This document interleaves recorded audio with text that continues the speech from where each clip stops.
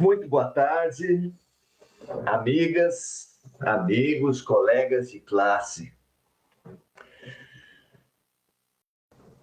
É bom retornar ao nosso grupo de estudos, como quase um pecado. Era bom retomar as aulas depois do período de férias. Porque tão bom quanto viajar é voltar para casa, tão bom quanto sair de férias é voltar a estudar. É quase uma blasfêmia falar isso, mas é verdade. Muito bom estarmos aqui. Muito mais fácil entendermos que é bom estar aqui, porque não estamos por obrigação, porque a mãe mandou, porque a cultura nos obriga.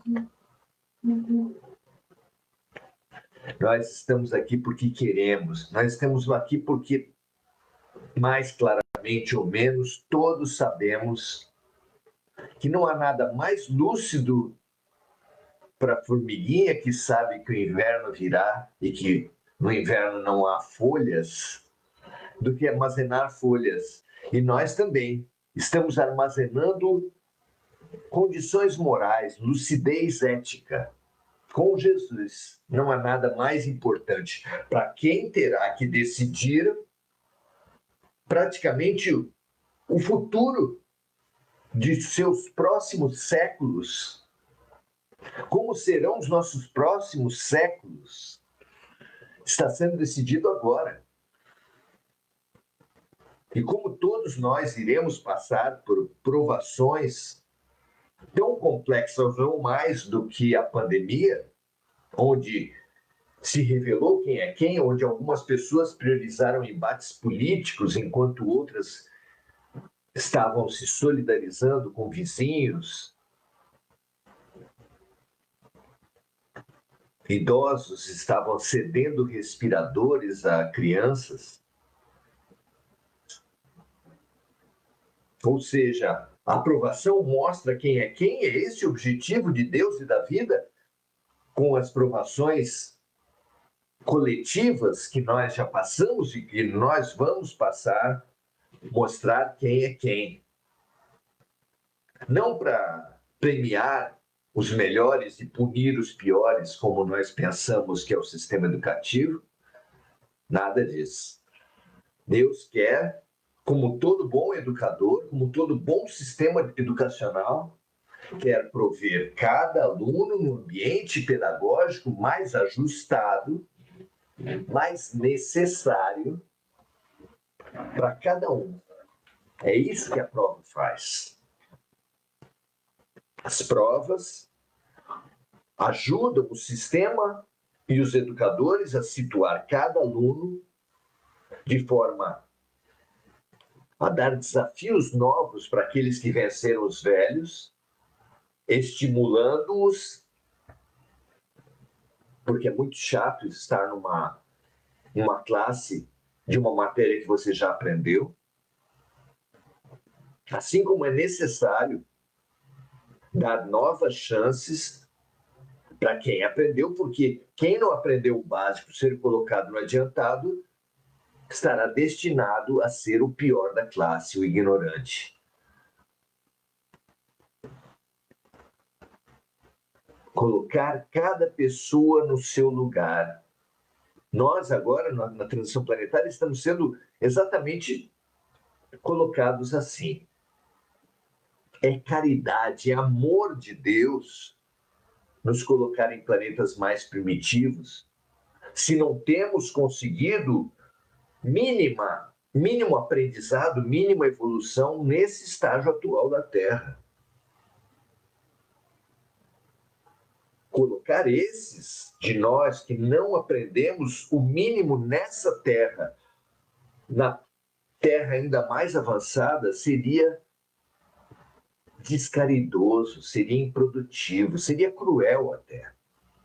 Seríamos os piores da nova Terra, os desajustados, os inadequados. Precisaremos, os menos avançados da humanidade, ir para outro planeta mais atrasado até do que a Terra,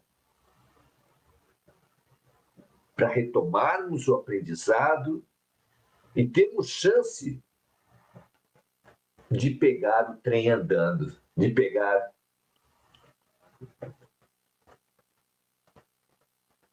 o conteúdo do aprendizado que nós temos perdido hoje na Terra.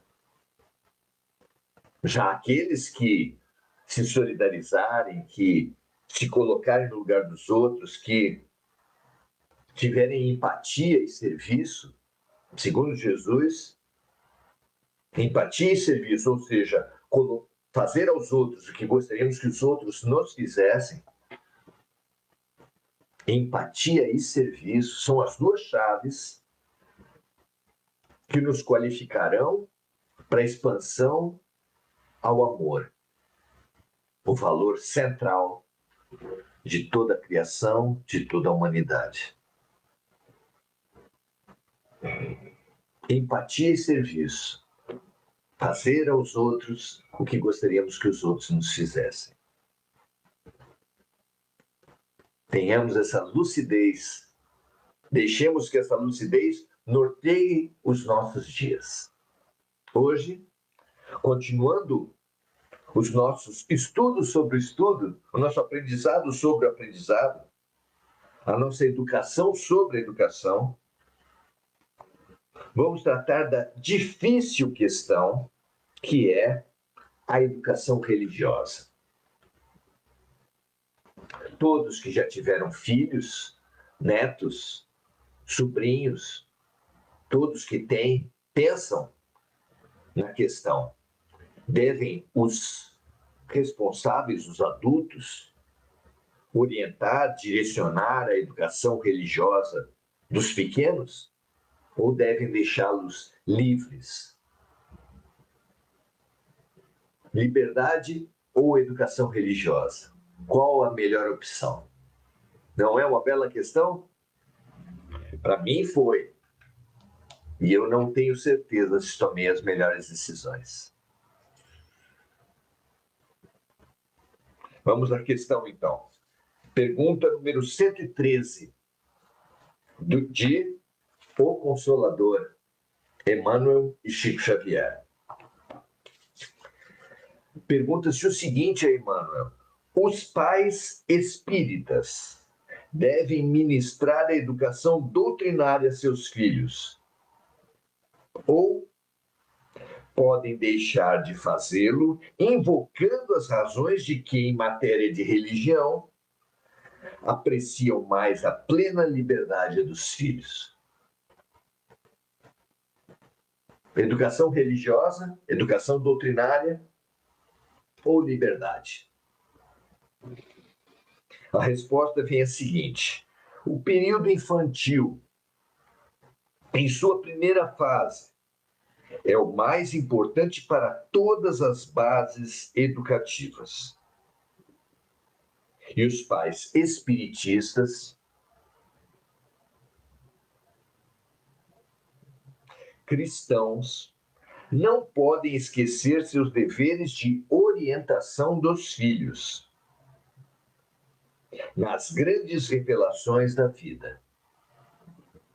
Em nenhuma hipótese, essa primeira etapa das lutas terrestres deve ser encarada com indiferença.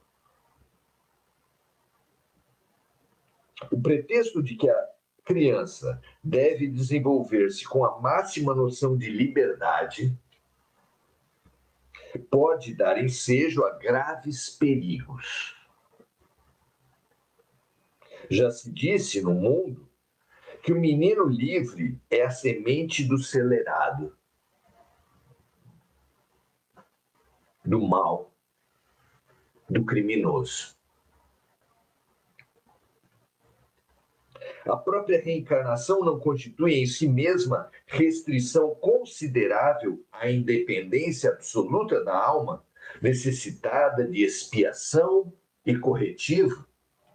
Não aprendemos nós com os espíritos que existem encarnações compulsórias, obrigatórias, com as quais o espírito reencarnante não concorda. Ou seja, os espíritos de luz que comandam a reencarnação a serviço de Jesus, a serviço de Deus, impingem determinadas experiências a determinadas criaturas. Se são uma grande quantidade ou uma pequena, se são maioria ou minoria, pouco importa. Existem situações em que Deus, Jesus e os espíritos de luz forçam alguns de nós, e é bem possível que todos nós já tenhamos vivido essa experiência, já que essa atual é a nossa melhor encarnação, de vir à Terra e não participar da programação reencarnatória, não participar sequer da decisão de encarnar. Além disso, os pais espiritistas devem compreender que qualquer indiferença nesse particular pode conduzir a criança aos prejuízos religiosos de outrem, ao apego do convencionalismo e à ausência de amor à verdade. Prejuízos muito sérios.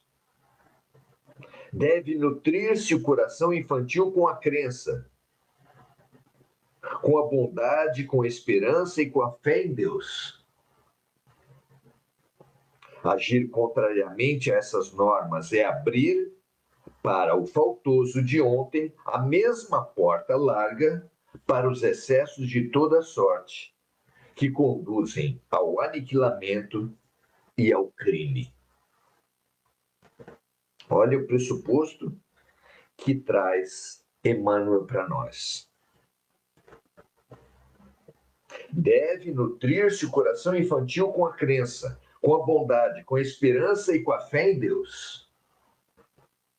Agir contrariamente a essas normas é abrir para o faltoso de ontem a mesma porta larga para os excessos de toda sorte, que conduzem ao aniquilamento e ao crime.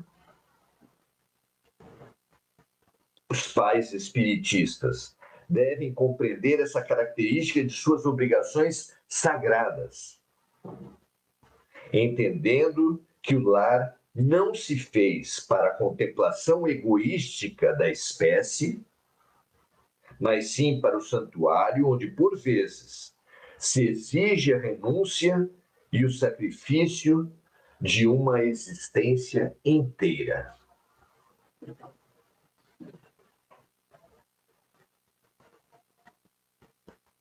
Muitas vezes, muitos de nós, se não todos, perguntamos sobre o sentido da vida, a missão, o caráter, qual a sua tarefa principal, quando aquele que tem filhos tem, em parte, a resposta muito concreta na sua frente. Pergunte a uma pessoa que tenha um filho muito difícil, que tenha um filho portador de necessidades especiais, se ele tem dúvidas a respeito de qual o seu papel, sua missão, sua tarefa na Terra. Não tem. As coisas são muito concretas para ele.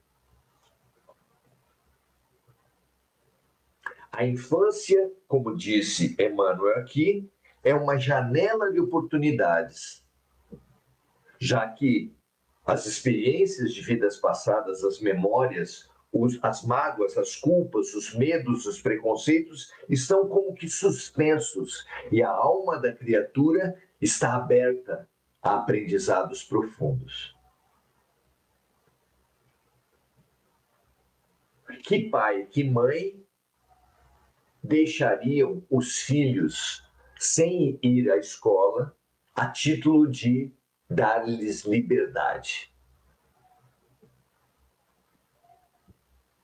Eu não tive, você certamente não teve, minha amiga, meu amigo, a liberdade de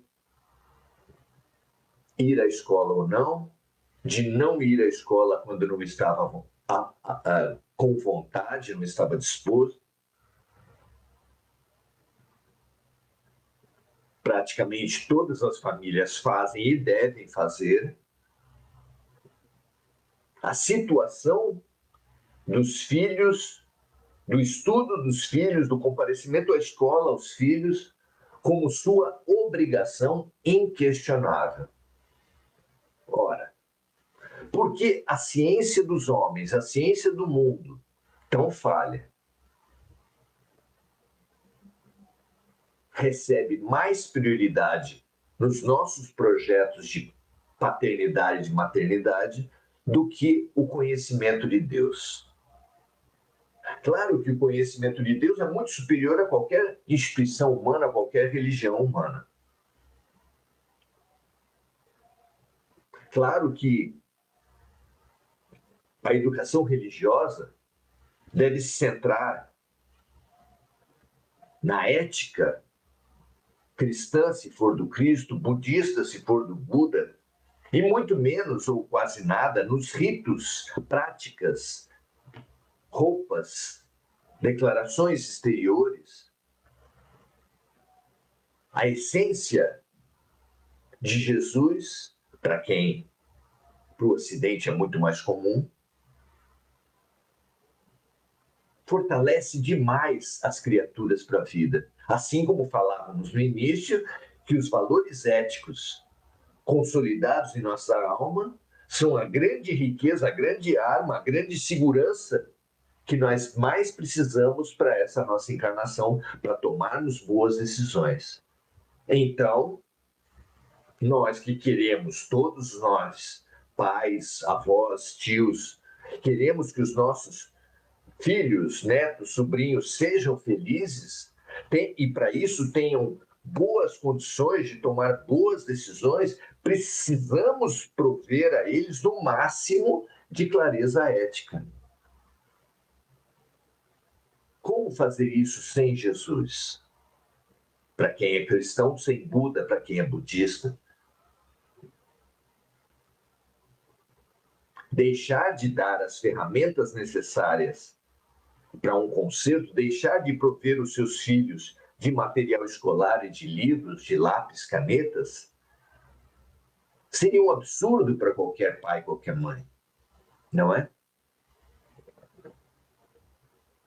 Então, se num lar católico, devem os pais conduzir seus filhos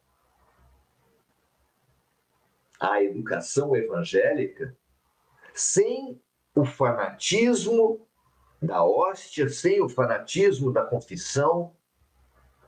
Num lar evangélico, devem igualmente os pais conduzir seus filhos para a ética, para os valores cristãos, sem o fanatismo do dízimo, sem a obsessão pelo louvor, já que o próprio mestre disse que nem todo aquele que disser Senhor, Senhor, entrará no reino dos céus, mas sim aquele que fizer a vontade do meu Pai.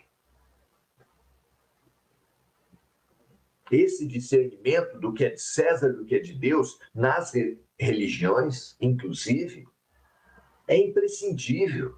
Em todas as religiões há aspectos humanos e aspectos divinos. Concentremos-nos nos aspectos divinos. Precisamos discernir e relevar, dar um grande relevo para as coisas que são de Deus e relativizar as coisas que são dos homens, na educação moral, na educação ética, na formação religiosa, espiritual dos nossos filhos. Mas a título de liberdade, deixar de fazer a reflexão espiritual, deixar de fazer a educação ética, a educação moral dos filhos, é um grande equívoco. Que, de alguma forma, muitos de nós cometemos, eu inclusive. Claro, Passada essa clareza ética, a escolha de a qual instituição religiosa ele vai se filiar. Clarificados os pilares valorativos centrais da vida, a decisão de se vai mesmo se ligar a uma instituição religiosa ou não, e se for, a qual instituição ele vai se filiar e frequentar, ela, ele, são de sua decisão. Mas esse aspecto, essas ferramentas fundamentais do bem viver, precisam os pais dar a seus filhos. Não é verdade? Se não o fazem, estão retirando deles os pilares, o básico para o bem viver, para o verdadeiro sucesso na vida. O verdadeiro sucesso na vida não se dá apenas com a formação intelectual. Porque o verdadeiro sucesso na vida não se dá por uma profissão de alto rendimento, como nós supomos. O verdadeiro sucesso na vida acontece, colocamos mais uma vez, pela capacidade de tomar decisões lúcidas, decisões amorosas, decisões pelo serviço e pela empatia, que são as maneiras trazidas por Jesus e efetivas de nós expandirmos nosso campo de visão, expandirmos nossa perspectiva de vida, superarmos o orgulho e o egoísmo que tanto estreitam a nossa compreensão.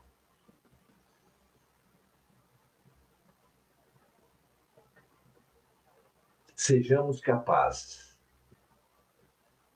de, com Cristo, sempre,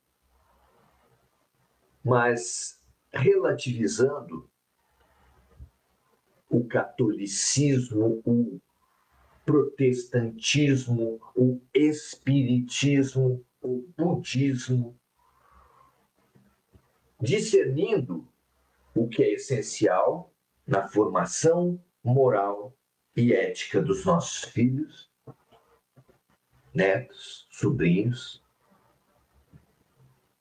dando-lhes o que é de Deus, a lucidez valorativa fundamental que vem de Deus, e deixando a cada um deles a adesão ou não a tal ou qual instituição humana.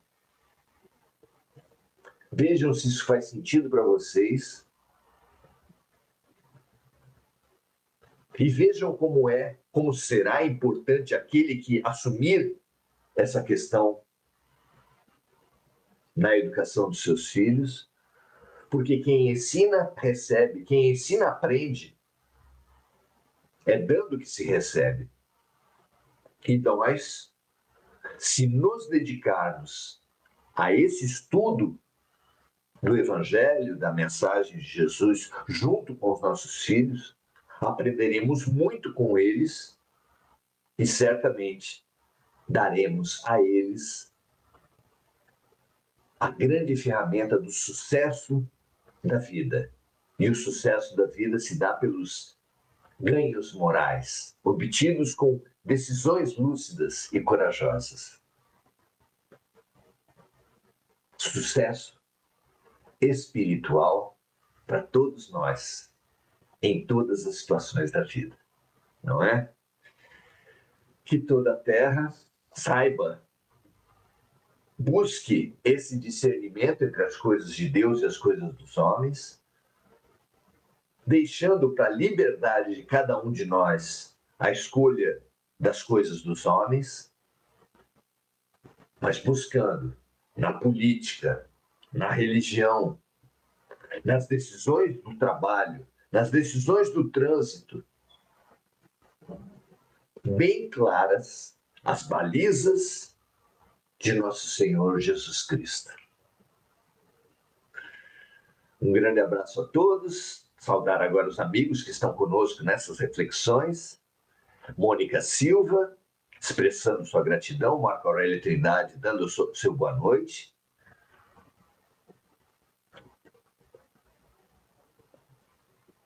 Enir Cajazeira, dando graças a Deus. Andréa Santos, o seu boa noite. Igor Galvão, obrigado por compartilhar. Deus abençoe a todos. Boa semana para você também, meu amigo. Muito prazer ter você aqui.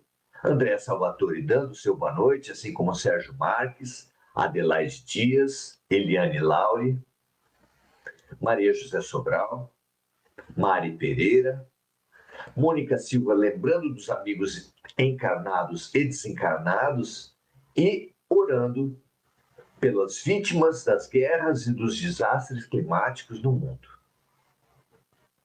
Enir Cajazeira dando seu boa noite, assim como a própria Mônica. Um prazer estar com todos vocês aqui.